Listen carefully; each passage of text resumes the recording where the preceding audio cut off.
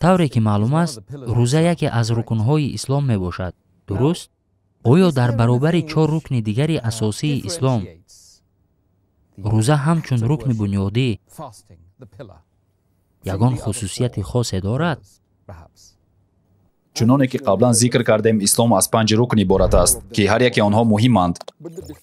аммо хусусияти савм яъне рӯза дар баробари рукнҳои дигар дар он аст ки рукнҳои дигари ислом хоҳ намоз бошад, хоҳ закот ва хоҳ ҳаҷ метавон бо нияти ба касе таассурот бахшидан анҷом дода шавад, яъне барои намоиш.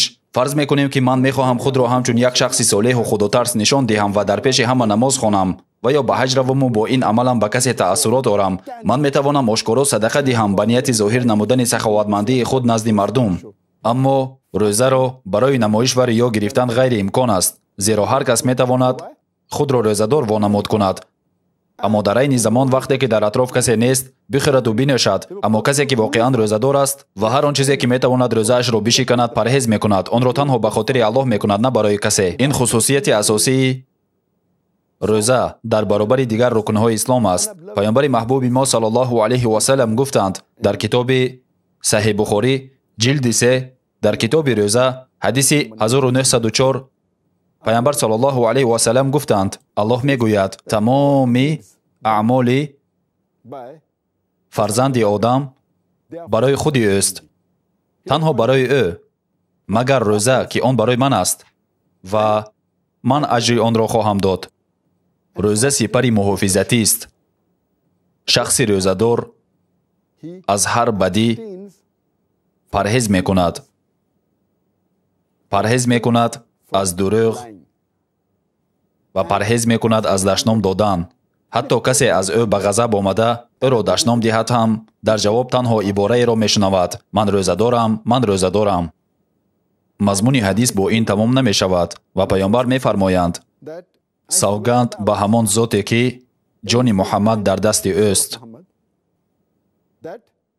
бӯе ки аз даҳони шахси рӯзадор берун меояд, назди Аллоҳ маҳбубтар аст аз бӯи мушку амбар ҳам дида.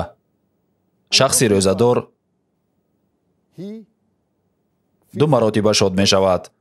бори аввал ҳангоми ифтор ва бори дуюм ҳангоми дидори парвардигораш. дар ин ҳадис ҷанбаҳои мухталиф зикр шудааст. аввалан, рӯза танҳо барои Аллоҳ аст, на барои намоиш. дуюм, рӯза сипар аст, муҳофизат аст. инсонро аз аъмоли зишт, фаҳш ва аз дағалӣ эмин нигоҳ медорад. агар касеро эҳсосот фаро гирифта бошад, пас дар ҷавоб шумо бояд бигӯед: ман рӯзадорам, ман рӯзадорам. тибқи ҳадисе ки паёмбар саллаллоҳу алайҳи васалам дар он гуфтанд, дар Саҳиҳ Бухорӣ ҷилди 3 ҳадиси 2038 омада аст ки паёмбар ба мо тавзеҳ додаанд ки шайтон дар рагҳои инсон мисли хун равон аст. вақте ки мо рӯза мегирем, гурусна мешавем. вақте ки гурусна мешавем, энержиямон паст мешавад, аммо тақвоямон ба Аллоҳ каме зиёд мешавад.